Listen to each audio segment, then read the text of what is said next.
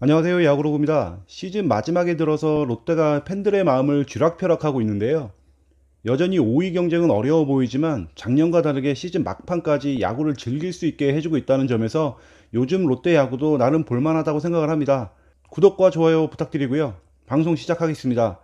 지난번에는 이승원이라는 연건을 집중 조명했던 적이 있었죠. 오늘은 이승원보다도 어린 두 명의 연건을 이야기해 보려고 합니다. 2019년 1차 지명을 받은 서준원과 2020년 1차 지명을 받은 최준영입니다. 지명 순위에서 보듯이 롯데가 이 둘에게 거는 기대감도 엄청난데요. 이런 기대에 부응하듯이 둘 다 데뷔 시즌에 1군의 얼굴을 알리기도 했고 1군 투수진의 알토란 같은 역할까지 수행하고 있는 중입니다. 이 두 선수의 같으면서도 다른 여러 부분을 차근차근 살펴보겠습니다. 먼저 두 선수는 우투수라는 공통점이 있죠. 그런데 유형은 또 달라요. 서준원은 사이드암이고 최준영은 정통 오버핸드 투수죠. 유형의 차이는 있는데 평균 구속은 또 거의 차이가 없습니다. 비교표를 보시면 아시겠지만 서준원은 사이드암임에도 불구하고 평균 구속이 146km까지 찍고 있습니다.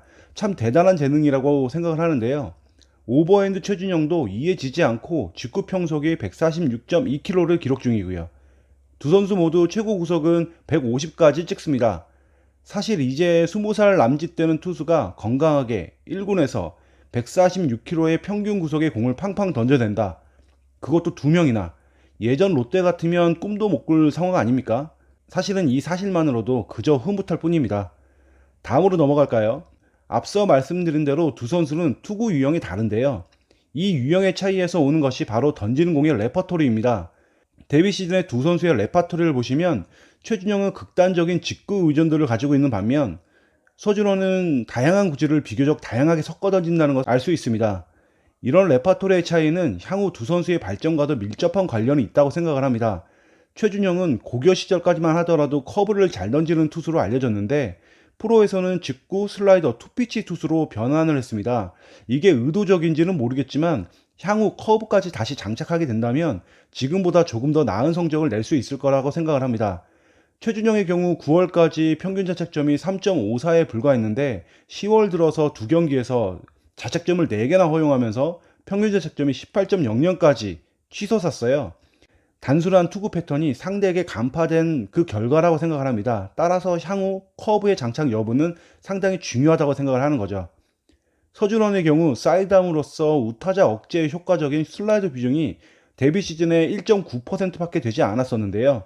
2020년 시즌에는 이 슬라이드 비중을 11.9%까지 끌어올리는 변화를 주었어요. 계속해서 변화하면서 선수에게 가장 잘 맞는 레퍼토리를 개발하고 있는 과정이라고 보면 될 것 같습니다. 마지막으로 두 선수의 활용에 대한 부분을 보겠습니다. 최준영은 2020년 1차 지명을 받고 시즌 개막을 2군에서 시작을 했어요. 2군에서 16경기를 던지고 난 한 2달 정도 지난 후에 1군에 올라왔거든요. 새로운 롯데 코칭 스태프, 프런트의 육성 기조와 정확히 부합하는 행보라고 생각을 합니다. 2군에서의 안정적인 활약을 바탕으로 한 1군의 콜업, 2군에서부터 1군까지 줄곧 불펜으로만 나오고 있고 향후에도 최준영의 보직은 불펜일 겁니다. 그런데 서준원은 좀 달라요. 2019년 입단 후 시즌 개막을 1군에서 시작을 했고 2군 경험이라고는 2019년 시즌 중반 잠시 부진했을 때 4경기를 뛰었던 게 전부입니다.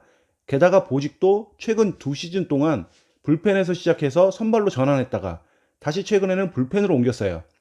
지난 2시즌 동안 선발로서 36경기 174.2이닝이라는 경험을 가진 서준원을 팀에서는 계속 선발로 쓸지 아니면 불펜으로 계속 돌릴지 향후 선택이 상당히 중요하다고 생각을 합니다.